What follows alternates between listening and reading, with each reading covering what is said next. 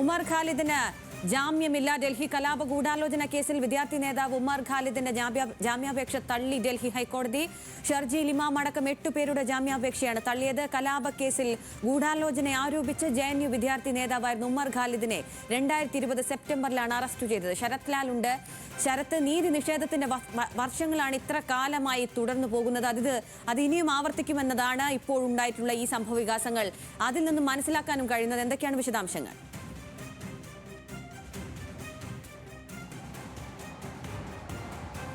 ഡൽഹി ഹൈക്കോടതിയാണ് ഉമർ ഖാലിദ് അടക്കമുള്ള 8 പേരുടെ ജാമ്യാപേക്ഷ തള്ളിയത്.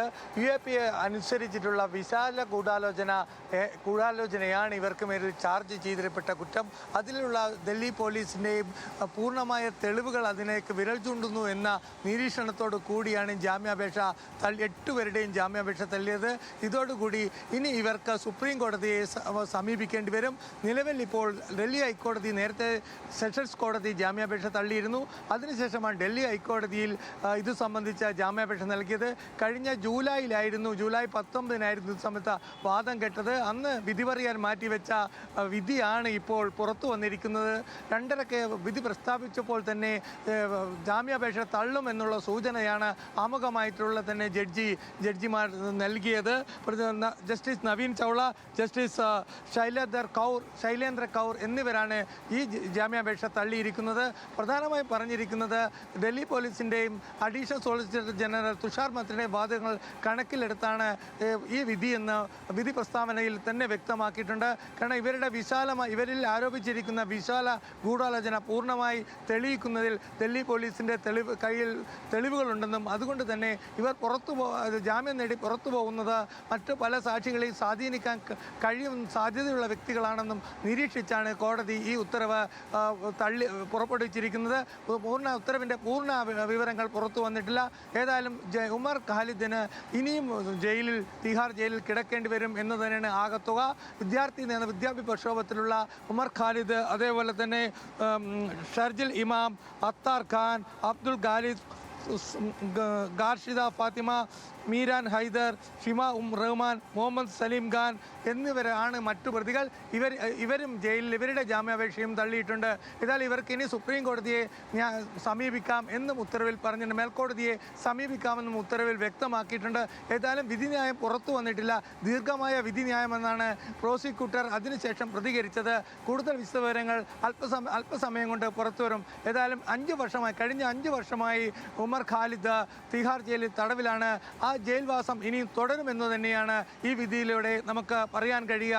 മനുഷ്യാവകാശ പ്രവർത്തകരും മറ്റു വളരെ പ്രധാനപ്പെട്ട സംഘടനയൊക്കെ കാത്തിരുന്നതാണ് ഈ വിധി. കാരണം ഈ ഡൽഹി ഹൈക്കോടതി ജാമ്യം അനുവദിക്കുമെന്ന് തന്നെയായിരുന്നു ഖാലിദിൻ്റെ കുടുംബവും പ്രതീക്ഷിച്ചത്.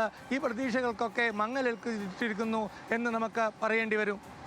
ശരത് ലാൽ, ഉമർ ഖാലിദ് ഒരിക്കലൊരു മാധ്യമപ്രവർത്തകനോട് പറഞ്ഞത് ഞാനൊരു വാർഷിക ഓർമ്മ പുതുക്കൽ മാത്രമായി അവശേഷിക്കുകയാണോ എന്നാണ്. അതാണ് ഇപ്പോഴും വ്യക്തമാകുന്നത്. കഴിഞ്ഞ 5 വർഷമായി അദ്ദേഹം ജയിലിൽ തുടരുകയാണ്. വിചാരണ പോലുമില്ലാതെ തുടരുകയായിരുന്നു. അദ്ദേഹം ആ ചോദ്യം ഉന്നയിക്കുന്നത് ഈ സമൂഹത്തിനോടാണ്, ഈ നിയമവ്യവസ്ഥയോടാണ്, ഈ ഭരണകൂടത്തോടാണ്. അതവിടെ നിലനിൽക്കുകയുമാണ് അല്ലേ?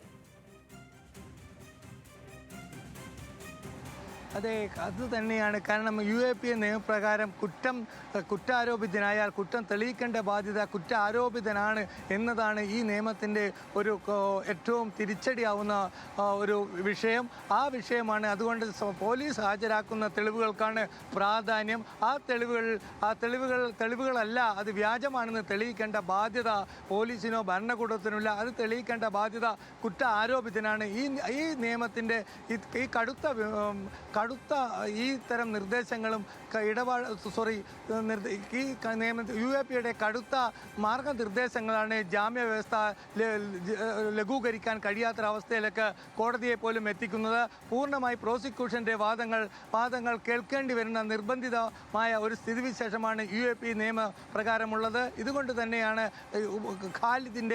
ഉമർ ഖാലിദിൻ്റെ ജാമ്യാപേക്ഷ ഈ തവണയും തള്ളുന്നതിൽ ഹൈക്കോടതി എത്തിയത്. ഏതായാലും നേരത്തെ മനുഷ്യാവകാശ പ്രവർത്തകരും ഇതേ കാര്യം തന്നെ വ്യക്തമാക്കുന്നു. വിചാരണ തുടങ്ങിയിട്ടില്ല, 5 വർഷമായി കഴിഞ്ഞു. കുറ്റപത്രം സമർപ്പിച്ച് വിചാരണ തുടങ്ങാതെ വിചാരണ തടവുകാരനായി തന്നെ ജയിലിൽ കഴിയേണ്ട ഒരു ദുരവസ്ഥയാണ് ഉമ്മർ ഖാലിദിനും കൂട്ടുകാർക്കുമുള്ളത്. ഏതായാലും ഈ വിദ്യാർത്ഥി നേതാവിനെ സംബന്ധിച്ചോളം നേരത്തെ പറഞ്ഞതുപോലെ തന്നെ ഓർമ്മ പുതുക്കലായി, വർഷത്തിലൊരിക്കൽ ഓർമ്മ പുതുക്കലായി മാറുകയാണ്. ഈ സെപ്റ്റംബറിലാണ് അദ്ദേഹം ജയിലിൽ അടക്കപ്പെടുന്നത്. 2020 സെപ്റ്റംബറിലാണ് ഡൽഹി കലാപ കേസിൽ വിശാല ഗൂഢാലോചന എന്ന വകുപ്പ് ചേർത്താണ് ഈ ഉമർ ഖാലിദ് അടക്കമുള്ള 8 പേർക്കെതിരെ കുറ്റപത്രം FIR രജിസ്റ്റർ ചെയ്തിരുന്നത്. ഇതിൽ വിചാരണ ഇതുവരെ ആരംഭിച്ചിട്ടില്ല. ഇത്ര ദീർഘം വിചാരണ നേരിടുന്ന തടവുകാരനായി കഴിയേണ്ടി വരുന്നു ജയിലിൽ എന്നതാണ് മനുഷ്യാവകാശ പ്രവർത്തകരടക്കം ചൂണ്ടിക്കാണിക്കുന്നത്. ഏതായാലും ഉമർ ഖാലിദിനും കൂട്ടർക്കും ഇനി സുപ്രീം കോടതിയെ സമീപിക്കാവുന്നതാണ്. സുപ്രീം കോടതിയിൽ നിന്ന്, രാജ്യത്തെ പരമോന്നത കോടതിയിൽ നിന്ന് ന്യായം ലഭിക്കുമെന്ന് തന്നെയാണ് മനുഷ്യാവകാശ പ്രവർത്തകരുടെ വിശ്വാസം. അതുകൊണ്ട് തന്നെ എത്രയും പെട്ടെന്ന് തന്നെ സുപ്രീം കോടതിയെ സമീപിക്കാനാണ്, ഡൽഹി ഹൈക്കോടതി ഉത്തരവിനെതിരെ സുപ്രീം കോടതിയെ സമീപിക്കാനാണ് മനുഷ്യാവകാശ പ്രവർത്തകരുടെയും ഉമ്മർ ഖാലിദിൻ്റെയും കുടുംബങ്ങളുടെ തീരുമാനം. ശരത്ലാൽ, സമാധാനപരമായി സമരം ചെയ്തതിനാണ് ഉമർ അറസ്റ്റിലാകുന്നതും പിന്നീട് ഇത്രയും വലിയൊരു കുറ്റം ചുമത്തപ്പെടുന്നതും. ആ ചരിത്രം കൂടി ഒന്ന് പറയും.